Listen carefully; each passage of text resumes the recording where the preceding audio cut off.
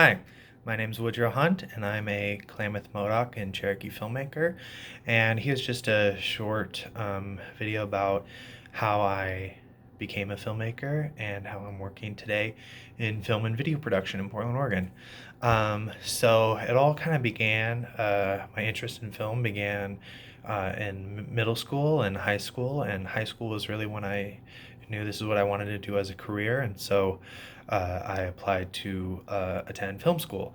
I went to the Santa Fe University of Art and Design, which I was only there for 1 year. Through other personal life reasons, I decided to transfer. And I also wasn't really, film school wasn't right for me. I uh, some film schools lead you into a career path where you are working on films, and some film schools set you up to make your own films.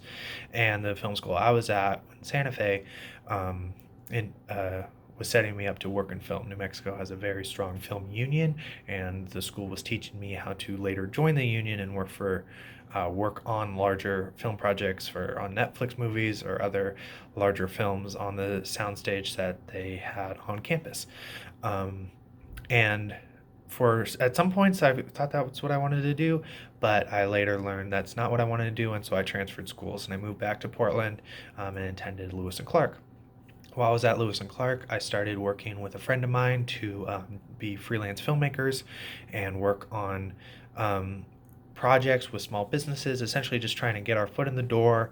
We took jobs where we didn't get paid anything, and we made them videos that were we should have got paid for. But that got us in the door. Um, I recommend if you're still first starting out, still make sure you get paid. And so That got us in the door, and we were able to make films for small businesses to promote their business. And they were short, kind of cookie cutter videos. We were making the same thing over and over. And then my friend left and went back to his college, and I stayed in Portland attending Lewis and Clark. And so I was trying to keep doing the same thing that we were doing together, just making short promotional videos for uh, the similar businesses we were working on and trying to get jobs with other clients. And I realized I didn't enjoy doing that. I didn't like the people I was working with. I didn't like just doing the same video over and over. I didn't like to be a filmmaker just to be a filmmaker. I had specific things I wanted to do, and it really mattered to me who I worked with. I had the opportunity to work on a project called Senate Bill 13, where we were going to make a short video to promote the bill itself, which was to bring tribal history into schools in Oregon.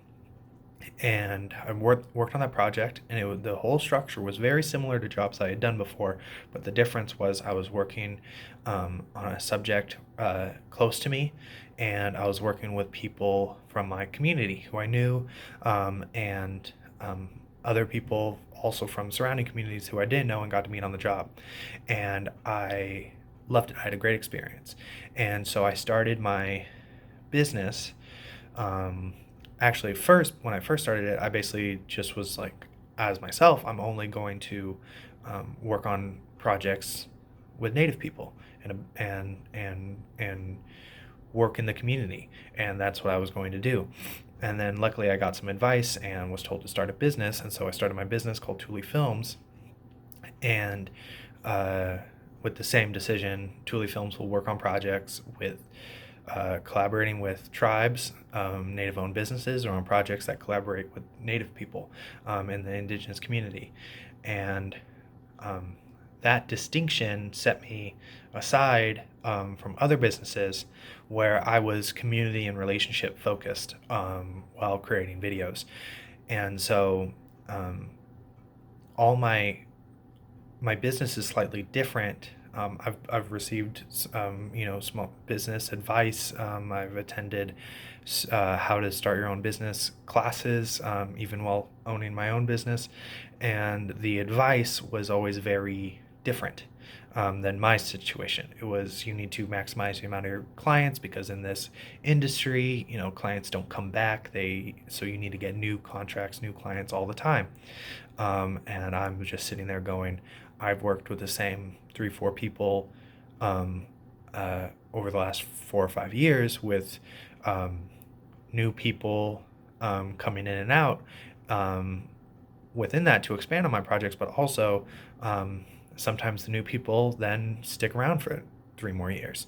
And it was kind of an anomaly to some people about how to run a business. And so, but I'm able to run my business through that by focusing on relationships, by focusing on community. Um, I'm invested in the project just as much as the people setting up the projects, and I'm invested in the community just as much as they are. And so I stick around. And they call me back after we finish the project and we work together again. Um, and that's what I've been continuing to do.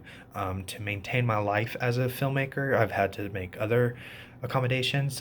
I've maintained a full-time job on the side the whole way, so that I never had to pursue, I never had to spend all my time just trying to get jobs that I didn't want just because I needed the job.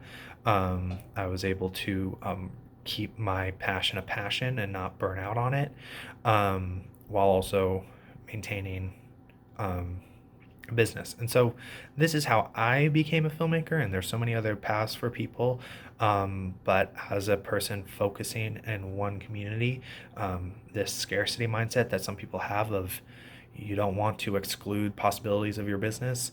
I wouldn't say I'm excluding, I would say I'm focusing, and I'm investing in my community as a filmmaker. And so that's my story, and that's how I'm able to be a filmmaker today.